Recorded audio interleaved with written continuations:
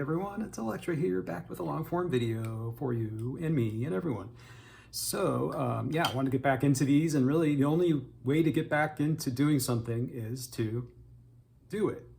I know, shocker, right? But here we go. So even though I'd rather be getting ready for bed right now, I'm going to do this. And I'm in my temporary residence in a hotel in Chicagoland, and I like saying that in case you haven't noticed. You're probably sick of it already, but that's okay. I just like saying it because it's the only city that refers to itself as like an amusement park. Not even Orlando does this, or Anaheim. So I'm gonna do it. And the good news, well, I mean, it's been moving is always just an ordeal, no matter who you are. And I feel like I handled it pretty well. I got out of my place in St. Louis that I was so ready to leave. I was ready to leave it 3 months ago.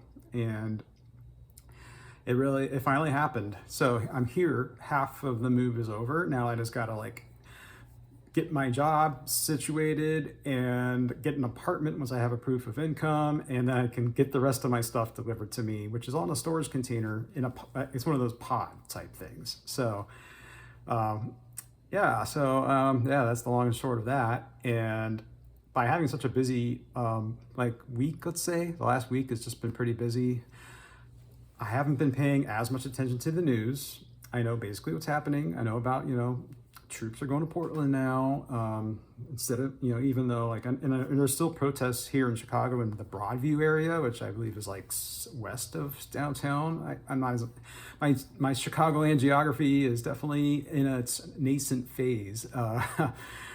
I don't know. I still don't know my way around this place at all. The roads don't make any sense to me. It's at least not in the area I'm in. I think in the actual Chicago proper, in the city of Chicago, it's actually a grid system, and it's pretty simple because it's like any other number of major American cities, like Miami, Phoenix, Los Angeles, all have like grid type systems, and it's easy. But you come out here in the suburbs, and like the roads, just like you wonder how they were designed the way they were designed, because like, I don't know, there's no straight line to get to anywhere. And so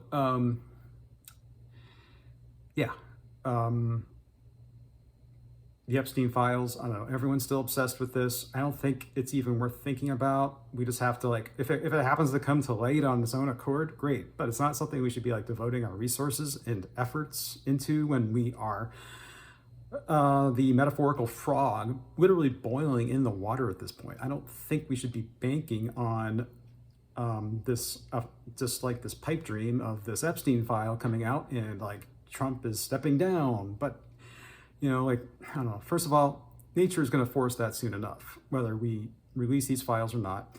And I'm not saying we shouldn't release the files. By all means, release them if it requires zero effort on our part. And by our, I mean the non-fascist Americans, pretty much anyone who is not okay with the direction the system is going right now. And that can be a lot of people, that includes communists, that includes liberals, that includes centrist Democrats.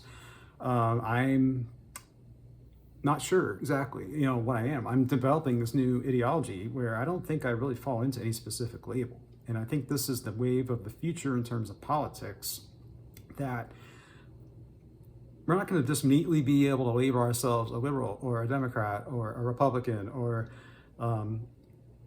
communist or socialist or anything. I think an eclectic collection of all these ideologies has a place. We just have to find the right mix of each, the right recipe to combine them into, just like cooking your favorite dish. Like every item has its part in the recipe, and it's there for a reason. If that one item was missing, you would tell the difference. Otherwise, it wouldn't be in there.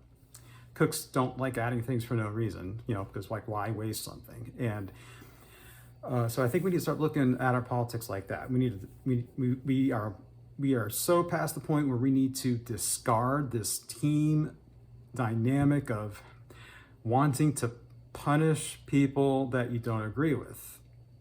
And that's really all I think this Epstein file thing is about, is people want to punish others for doing a perceived wrong, which clearly they're wrong. But that's not on us to judge. It's on us to see the higher law, higher purpose, as like William Seward said way back in the 1850s. He referred to a higher law as a reason why slavery should have been abolished.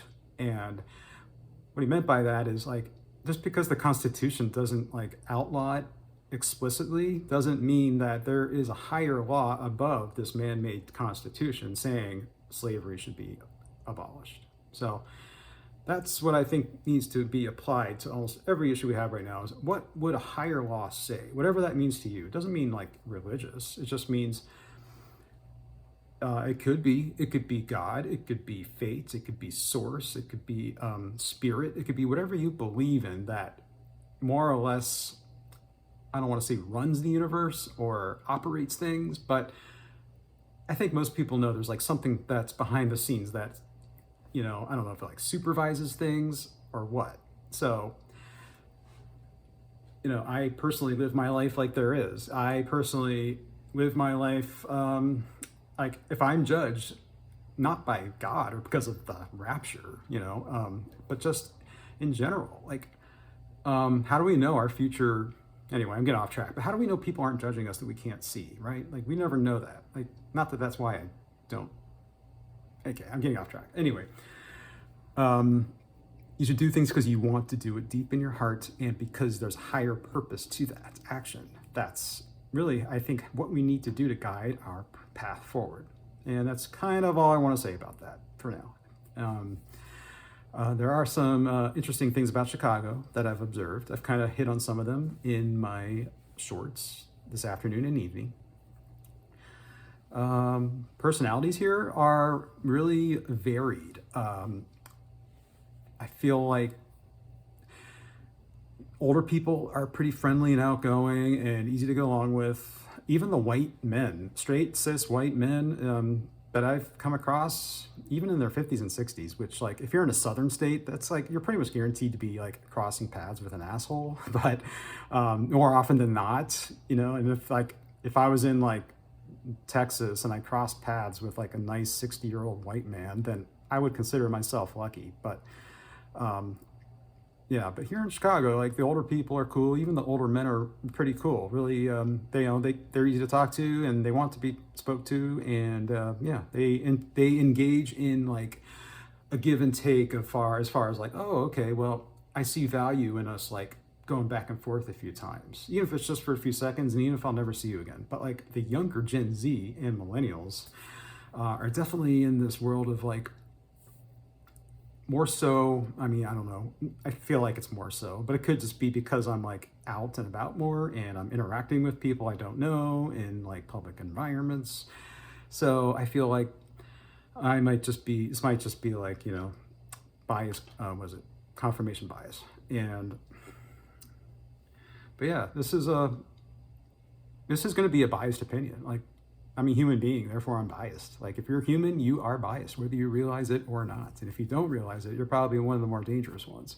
You're probably the most biased of all, actually. And so yeah, my feelings on Chicago are really positive so far. Yeah, the people can be a little cold and distant and aloof, more so than I'm probably used to even in St. Louis. But I'm just chalking that up to the Gen Z stare and just young people in general having no clue how to interact and seeing zero value in just having a nice little back and forth. Even if it's just for a few seconds, you'll never see them again. I think people really underestimate what that quick little back and forth does to help grease the wheels of society in a way that makes it worth living in. And yeah, so, but I'm really enjoying Chicago. Like I feel like I'm truly in the North now. Like in St. Louis, it was a change from Dallas and it felt Northern compared to Dallas. But the more I lived there, the more I felt like I was just living in like Dallas North, if that makes sense. And it was just Dallas with colder winters and more snow. And, but here, like, I feel like it's truly the North. The population here is just, it's a different stock of people. These are like the New England pioneers that went to, that like migrated west across like upstate New York and then Ohio, Michigan, and then into Illinois, like That was the migration path of the New England Puritans, and that's what still kind of shapes the culture around here to this day. Just like in the South, how the Cavaliers, the Southern English people, the Scots-Irish, settled in the South, brought their slave culture with them, and well, so did the North too, for that matter. But the North got rid of it almost right away after the Revolutionary War. And anyway. Yeah, so, I mean, there's clearly two different cultures. There's the South, there's the North, there's the immigrant cultures that are kind of interspersed everywhere. Like there's a high Hispanic population here in Chicago, and that I was somewhat aware of. It's not quite as way, it's actually like a lot more than I thought. Like Chicago, I think a good way to summarize Chicago so far is it's like a combination of so many areas I've lived in. I see elements of like Los Angeles and Southern California. I see elements of Dallas. I see elements of Florida, and I see elements of St. Louis. It's like but it's like distinctly Midwestern, but it's like, you can tell it's like a more northern Midwestern. It's more like a Wisconsin. It's more like a Michigan. The accents are a little bit different. I think better than a St. Louis accent. And yeah, so yeah, different culture. Definitely, you can tell things are just like, sometimes they move faster. Like, I feel like sometimes like interactions are a little bit more like sharp and quick and over. Like, there's no like real, what's the word, give and take or anything unnecessary being said. But, which it's more like European culture, really. Europeans laugh at Americans because like we all just like act fake nice to each other all the time, especially in the South. And we all pretend like we love each other when we actually like want to kill each other. So I know that's an exaggeration. I don't want to kill anyone. I just wish we could all be like me. No, I'm just kidding. No, for real though. Yeah, honestly, anyone that thinks Chicago is a hellhole can go fuck themselves. Like, they don't even like. Anyone who thinks Chicago is a hellhole, like, they don't even like. I guarantee you, where they live is the actual hellhole. Chicago, so far, is like probably the overall best city I've ever lived in. And it's way better organized than like most other big cities I've been in, like Dallas, Los Angeles, Houston, Miami, Orlando. And you could tell things were set up here like by smart people. You can tell smart people built this place. Like, I know that sounds really judgmental, but I think it's true. There's so many little things I see here that I'm like, huh. No, that's like a good way to do that. How come Texas never thought of that, Or how come Florida didn't do it this way? And it's just kind of crazy how like all these little solutions that have come along here, somehow like the rest of the country just doesn't seem to either know about them or care about them. Because Texas, as we all know, has to discover everything for themselves, right? So if it doesn't come from Texas, it doesn't exist. Yeah, and anyway, yeah, so I said I was biased, right? There it is. And doing okay, doing well, glad I'm here. Nice change from St. Louis. We're so ready to get out of there. My apartment was infested with cockroaches. It was on a loud, busy street and vibrated like an earthquake 100 times a day when heavy vehicles went over this little bump in the road right by my, right below my 4th floor apartment. So it looked good on camera though. That's the only good thing. I like that window with the sunset view every night. But really it was a great apartment, but it just had those two fatal flaws. So even if I was going to stay in St. Louis, I would have had to move somewhere else. So it actually worked out well that I just left town anyway. So yeah. But yeah.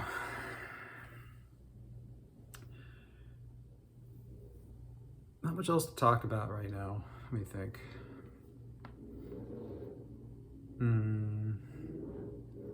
Yeah, I don't know. I feel like it's getting late.